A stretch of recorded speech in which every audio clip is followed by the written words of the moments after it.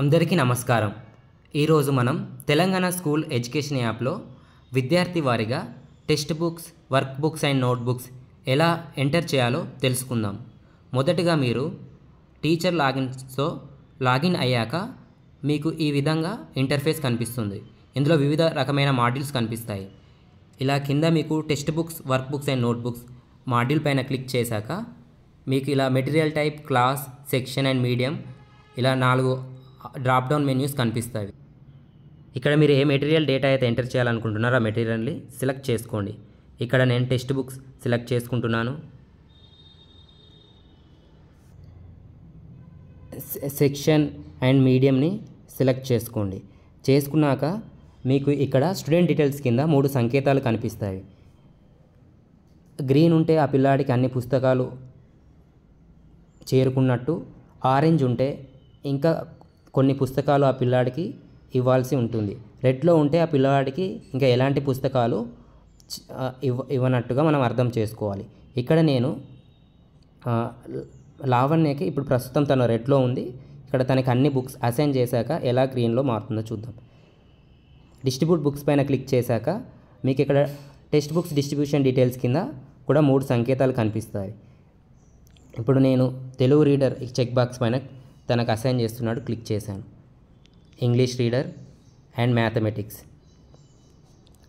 ఇలా మనం books assign చేశాక కింద సబ్మిట్ అనే బటన్ పైన క్లిక్ చేయాల్సి ఉంటుంది. ఎస్, ఓకే పైన క్లిక్ చేయండి. మళ్ళీ అదే విద్యార్థికి నేను వర్క్ బుక్స్ అసైన్ చేస్తున్నాను.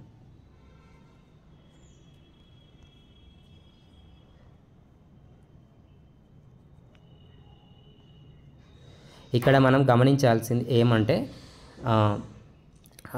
ఇక్కడ పింక్ కలర్లో ఉన్నవి స్టాక్ లేనట్టుగా మనం అర్థం చేసుకోవాలి.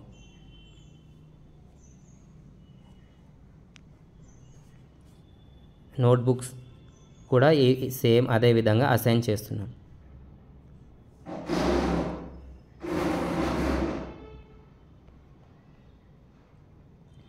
ఇక్కడ ఈ క్వాంటిటీ అంటే ఎలిజిబుల్ క్వాంటిటీ, ఆర్ క్వాంటిటీ అంటే రిసీవ్డ్ క్వాంటిటీ, పిల్లవాడికి ఎన్ని పుస్తకాలు వచ్చాయనేది ఇక్కడ చూపిస్తుంది. ఇక్కడ నేను 2 బ్యాలెన్స్ క్వాంటిటీలో ఎంటర్ చేస్తున్నాను. ఎలిజిబుల్ క్వాంటిటీ పూర్తిగా ఇస్తున్నాను. సబ్మిట్ అనే బటన్ పైన క్లిక్ చేశాక సబ్మిటెడ్ సక్సెస్ఫుల్లీ అని వస్తుంది. ఇక్కడ చూశారు కదండి, లావణ్య మొదటిగా రెడ్లో ఉన్నది ఇప్పుడు గ్రీన్గా మారిందంటే లావణ్య అనే విద్యార్థికి ప్రతి పుస్తకం చేరుకున్నట్టు మనం అర్థం చేసుకోవాలి. అందరూ ముఖ్యంగా గమనించాల్సిన విషయం ఏమంటే, మొదటిగా స్కూల్ రిసీవ్డ్ ఐఎస్ఎంఎస్లో స్కూల్ రిసీవ్డ్లో మనం మొత్తం ఎంటర్ చేశాకే తెలంగాణ స్కూల్ ఎడ్యుకేషన్ యాప్లో మనం పిల్లలకి బుక్స్ అసైన్ చేయగలుగుతాము. ఇది అందరూ ముఖ్యంగా గమనించాల్సిన విషయం.